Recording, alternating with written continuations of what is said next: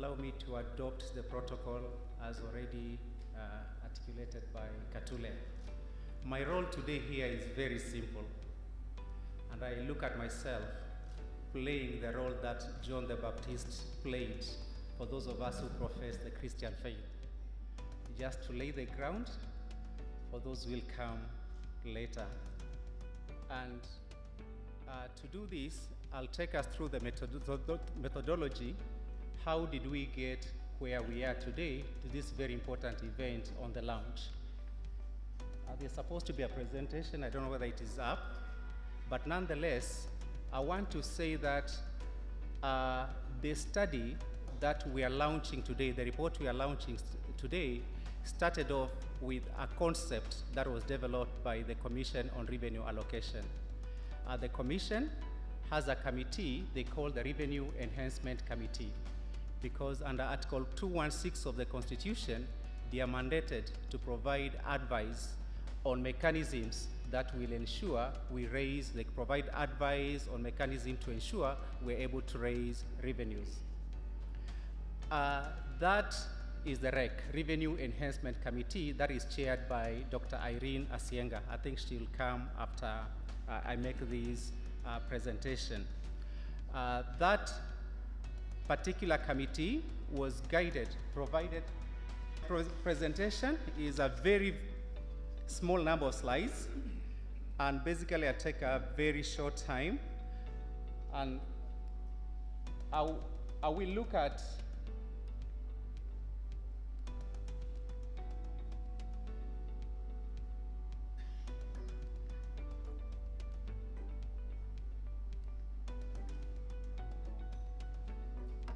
I will look at the project governance structure, which is what I had started on. The project governance structure, that's what I had started on. Someone to help me. Seems like this technology is causing a... And then I'll look at the study approach. The sources of data is another area that we look at.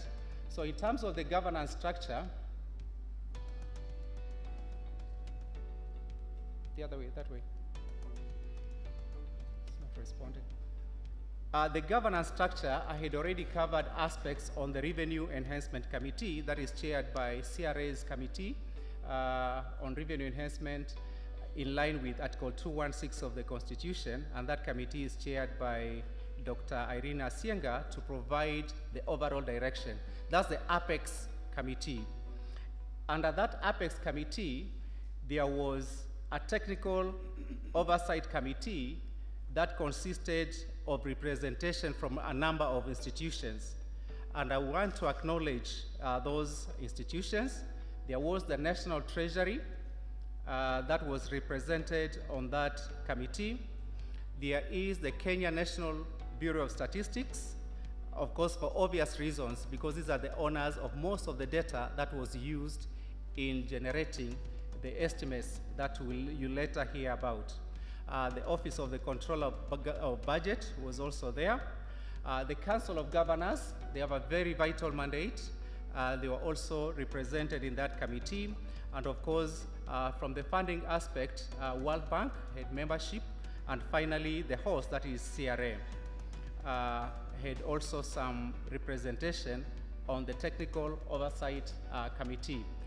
Then under the Technical Oversight Committee, whose mandate was to provide overall guidance of the project, to guide the project and provide overall guidance, there was the operational team.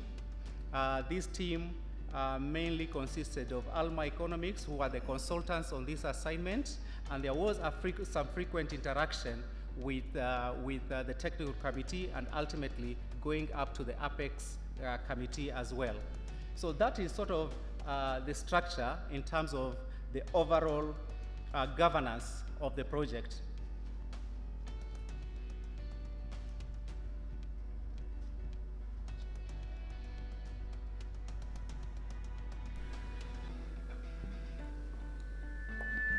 Ladies and gentlemen, please let us welcome the Speaker of the Senate, Right Honorable Makofi tafadhali Right Honorable Amason Jeffa Kingi, karibu sana.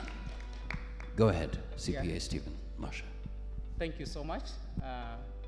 And in the last box on that was the World Bank that provided overall guidance in relation with, in terms of the funding and overall aspects on that with ALMA economics. On the next phase, in terms of our approach,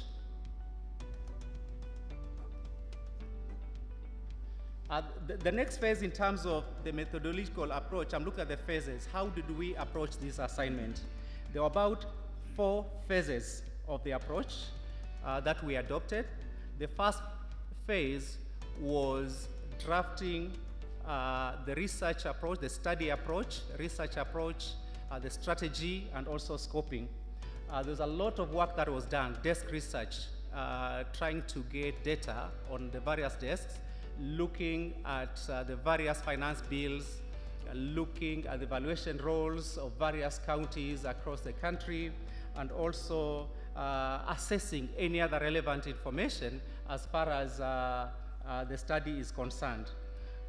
There was also an identification that the first phase, we identified the key revenue streams, and I think there were about 13 revenue streams that were identified as core in as far as this study is concerned. That was the first phase, which entailed a lot more about on desk studies and desk reviews. The second phase entailed county engagements, going out to the county, undertaking reviews.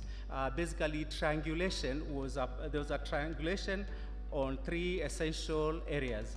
The first was the literature review, which I've covered on that triangulation of the literature review. The second was interviews at the point where we went out to the counties and undertook interviews with various stakeholders, the county revenue officers and other players in the space. And these took place at 2 levels. At the micro level, where we did individual interviews with those revenue officers, and at the meso level, we not do the macro, but at the meso level, where their groups came together and were able to undertake some interview. And then moving on was the next level, the next phase, phase 3, where there was the estimation. This was the third essential part of the triangulation, where we undertook the analysis. And this analysis was done on a 2-pronged approach. The frontier analysis was adopted, and also there was top-down analysis, which was also adopted. And finally, on the 4th level, or the 4th phase, it was the inception report that was subjected to peer review. That was the first draft report subjected to peer review and validation. Workshop was held where people came in and they were able to give their views. In terms of the estimation methodology, we were able to estimate, the report estimates based on there's an economic base. For each revenue stream, there's an economic base that is used. For example, if it is property res, then the number, you look at the economic base, which is the number of properties that are available, be it the county or whichever specific area. There was that, which ensure that you are able to determine the potential. Looking at the economic base, or in some cases it was informed by the GCP, that is the gross county production, that is informed some of these economic bases. You are able to estimate how much is the county supposed to generate if they are to collect their revenues in a very optimal manner. And then the gap analysis, you look at what you are supposed to generate, compare that with what you are generating, and definitely you'll get there's a gap, which I think those findings will come in much later, will be presented much later. And finally, we're looking at the frontier analysis, looking at these counties, the 47 counties. Among those 47 counties, are there counties that we can say are pace setters? Yeah, if we have to use another word, pace setters, those that are doing well in revenue collection. So looking at those, how do they compare? That was one of the other strategies that was used. If we compare count A and count B, how is count A performing compared to count B. So we're able to identify the pace setters and the counties that were leading in as far as a couple of revenue streams were concerned, and therefore that formed part of the analysis. This is the analysis that was done, the phase. I'm not so sure the computer is here. Yeah, the estimated methodology, those two approaches that were used, I'm trying to cover that. The approaches that were used, one was the deterministic frontier analysis, where we are looking at the actual revenues that are collected. How much are these counties actually collecting? And you compare what they are collecting vis-a-vis the best performing counties in the cluster. That is the deterministic method. The other method that was used was the top-down. In terms of the top-down, you look at the economic base, you look at the base, and the rest, you do just a cross multiplication and see, are you able to arrive at a figure that if the counties were to collect every single coin, yeah, you're assuming there's no leakage, you're assuming there is no revenue loss in any way. Those are some of the assumptions that you make. If you make those assumptions that I have an economic base, this is my economic base, with the assumptions that there is no loss of revenue in one way or another, what am I able to generate?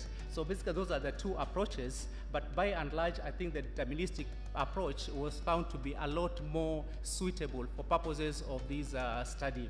And finally, the final slide here presents the sources of data that were used during this study. We use multiple sources of data, but largely informed by what is there officially, and this is the data that is available at the Kenya National Bureau of Standards.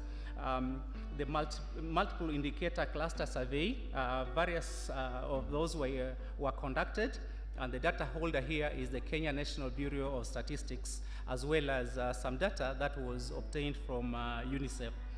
Survey of industrial production, data of 2013, that again, this is from the Kenya National Bureau of Statistics.